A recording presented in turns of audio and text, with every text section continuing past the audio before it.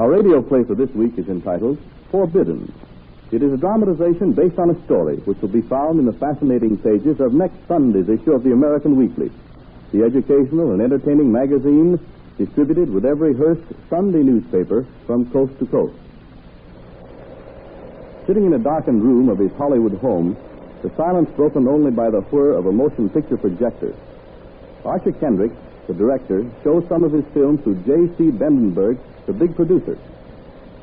Now, J.C., watch this next shot. There. See that shark snap at us? Well? Well, if it'd been about a foot closer, there wouldn't be any film flashing across that screen. There's no faking that sort of stuff, J.C. That's the real McCoy, and the public will eat it up. Maybe, Archer, maybe. You come to do a real South Sea Island special, J.C. You've got to give him the real McCoy. Yeah, look at this. Isn't that a swell scene? Yes, not bad. You've got a good cameraman. Good. Bradford Allen's the best man in the business. And under contract to me, too. Now, just watch this next shot coming up. I want you to tell me where you've ever seen anything like that. Say, that's marvelous. Archer, I got to hand it to you. That's marvelous. And there's the fade-out. Now, I'm offering you a good thing, J.C. I'll take my cameraman to the South Seas and come back with shots of native stuff that no white man has ever filmed before. I've heard that plenty, Archer. And every time I take somebody up on it, they bring back the same old stock shots and tell me they ran up against native taboos and superstition. Yes, I know. But I'll bring you back film that no other man has dared open a camera lens on. Come on, what do you say? Well, I'll tell you. I like the stuff you've just showed me. I'm inclined to test you out. That's great.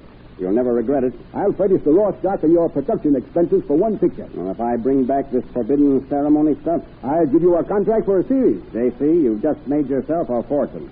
No power on earth or above it can stop me from getting that picture for you.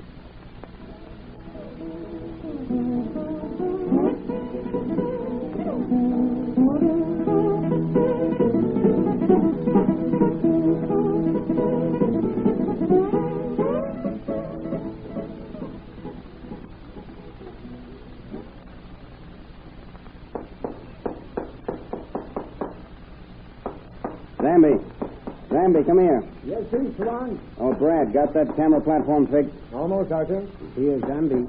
What Swan wants?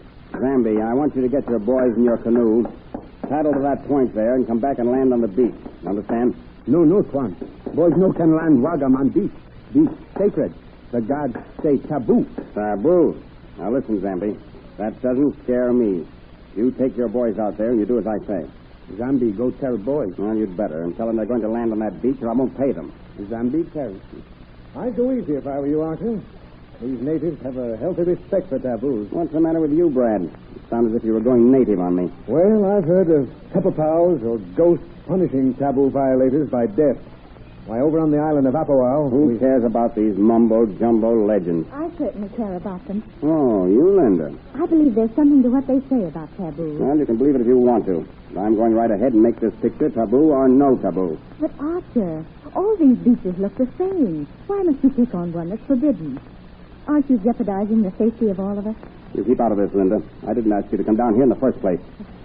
I'm the one who's responsible if there's to be any vengeance.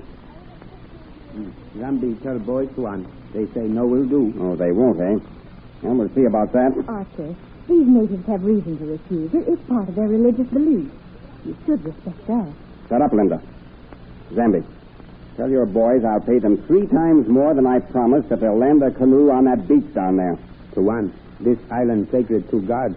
God will punish by death for break taboo. Zambi, no. Zambi tells one truth. You heard what I said, Zambi. 3 times more than I'm paying now. Yes, it's one. Zambi tell boys. No fooling, Archer. I think... And you keep out of this, Brad.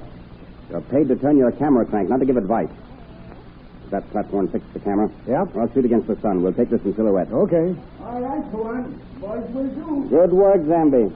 Well, Linda, Brad, what did I tell you? These black devils here use taboos as a method of getting more pay. As soon as I raised the ante, everything was all right. That remains to be seen, Archer. Yes, that remains to be seen. Well, you'll see then. Come on, Brad. Get up in that crow's nest and ready to shoot when the natives turn their canoe and start for the beach. Okay. I think you're going too far this time, Archer. You think the platform may collapse as punishment. What a shot this will make, Brad. That native war canoe against the sun. framed by the jagged palms. Boy, J.C., we're just about crispy for this one shot alone. Your dog down there on the beach is barking at the canoe. Better get Linda to keep hold of him, or he's liable to race into the picture and spoil it. Oh, yes. Linda, Yes? call Fritz and hang on to him while we take this. All right. Skip it. Skip it. Come on. Come on. Come here, boy. All right, I got it. Yeah, it's a good thing we're not making this picture with sound. Hang on to him now. Well, the canoe is turning, Brad. Start grinding. How's it look through the finder? Beautiful. This'll wow him. No doubt about that. Well, don't lose that canoe. Keep it in the center of the frame all the time, Brad. Yeah, they're almost at the beach now. There, they land. Hurry up. Hurry up. I can't hold this much longer. Hang on to him, then.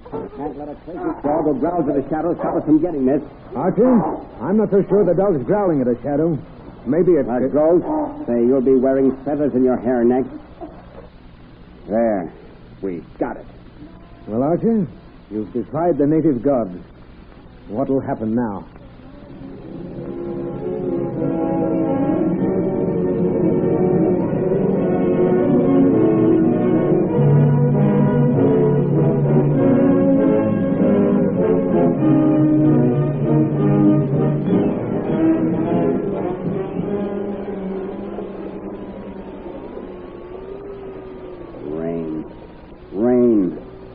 Nothing but rain for 10 solid days and nights.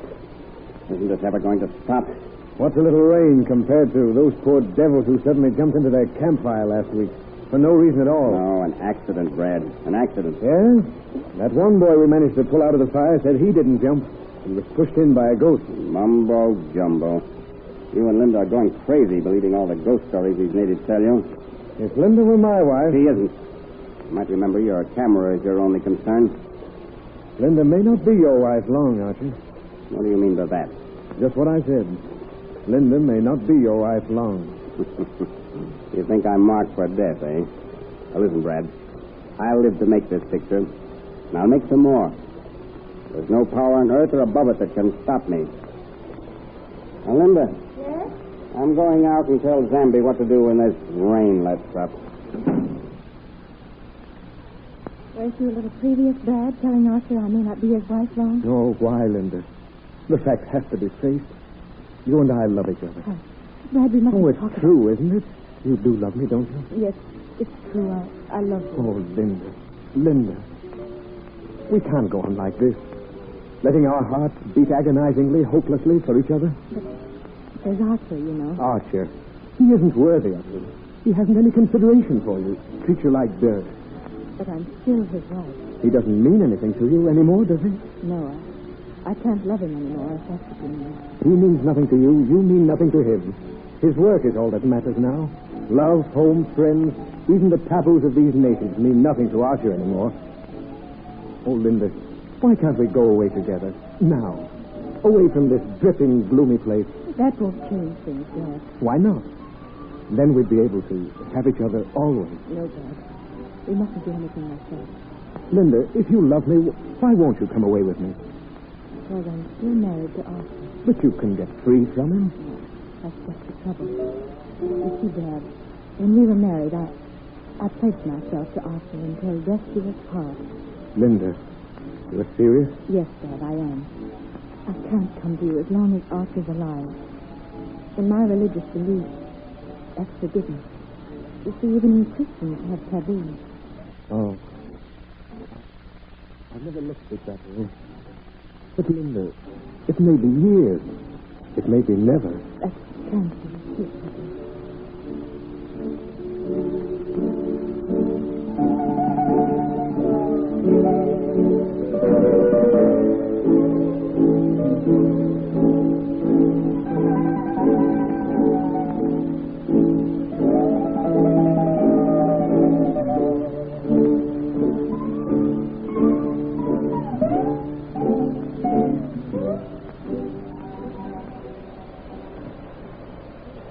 Well, J.C., what do you think of it? This is terrific. Colossal. Archer, in all my producing career, never have I seen anything like this film. I knew you'd like it, J.C. And look at that. What a marvelous silhouette shot. The canoe and the fringe of farm. Yes. I have to laugh when I think how that native boy, Zambi, told me I would be killed for making them beach that canoe there. They said it was forbidden. But I got him to do it. And you've used the shot for your fade-out, I see. Yes, the native said it would be my fade-out. But I'm still here. Will that be all, Mr. Beckenberg? Yes, thanks, Jimmy. Okay, Mr. Beckenberg. Well, did I keep my promise, J.C.? You certainly did, Archer. And here's where I keep mine. I want you to make that tease, Archer, and I figure it'll take you 10 years. So here's the contract. Sign on the dotted line. And, J.C., here goes my signature before you change your mind. Can I drive you anywhere, Archer? I'm calling for my car. Oh, no, thanks. You might ask him to tell my chauffeur I'll be right out. Send for my car, please. And tell Mr. Kendrick's driver he'll be right out. Well, there you are, J.C. May we have many more like the picture you've just made. As long as they have taboos to be shot, I'll shoot them. Drop in tomorrow, Archer. We'll discuss a new story. Tomorrow, then.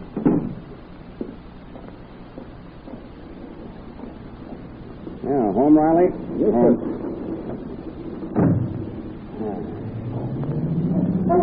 Well, Fritz, we put it over. Yes, sir, we broke all their taboos. But we broke the record for South Sea Pictures, too. Yes, sir, boy.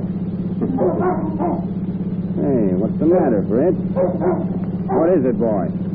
Say, Riley, has the dog acted like this all afternoon? No, sir. He's been quiet as a lamb. This is odd. I've only seen him act like this once before while I was shooting my picture. He tried to run away as though he saw a ghost or something supernatural. Mrs. Kendrick held him back. Now he wants to climb out of the car. Well, you better stop and let him out, Riley. He'll rip that poultry to shreds. Yes, sir. What's the matter, Fritz? What's the trouble, boy? Oh, we've stopped the car. I'll open the door, sir. There you go, Fritzy. There's nothing to. Riley, that truck. It's coming right at us.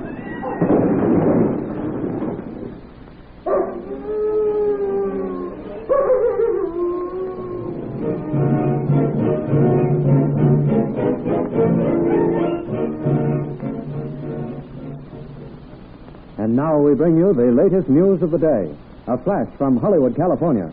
Archer Kendrick, well-known motion picture director, was instantly killed this afternoon when a truck swerved to the wrong side of the road and crashed into his parked car. His chauffeur was uninjured. Although the police record the fatality as a traffic accident, some call it vengeance of Polynesian gods for Mr. Kendrick's violation of sacred taboos while filming his latest picture. The dramatic radio program to which you have just listened was suggested by an amazing story which will be found in next Sunday's issue of the American Weekly, the magazine distributed with all Hearst Sunday newspapers from coast to coast. This is Wentworth announcing and turning the microphone over to your own announcer.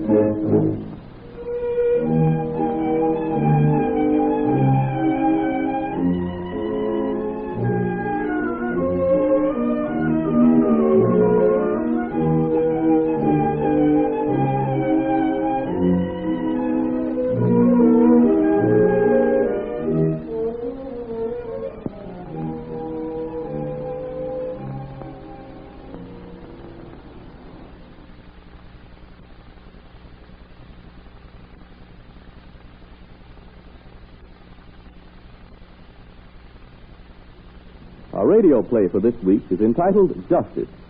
It is a dramatization based on a story which will be found in the fascinating pages of next Sunday's issue of the American Weekly, the educational and entertaining magazine distributed with every Hearst Sunday newspaper from coast to coast. It is a sunny afternoon in 1885. A new sign is being nailed on the porch roof of a Western saloon, which already bears the identification of the Virginia Rose. Yeah, best drive home another nail in it, Two-Gun. You don't want no Idaho brainstorms blowing her down. How's that, Fred? Well, looks right proper to me. Darned if that won't stop folks from questioning my authority.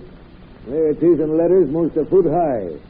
Judge Fred Manx, Notary Public, Justice of the Peace, the law west of the Comanches. Oh, I think it looks just lovely, Judge Manx. Not a mite lovelier than Emmy Cooper, the little Virginia Rose my place was named after. Now, Judge, you really mustn't say such things. What'll folks think? Hey, Fred. Yeah? I'd like for to come down off this here rickety ladder. Well, come ahead, Two-Gun. Who's keeping you up there? You are. I want to know if this time's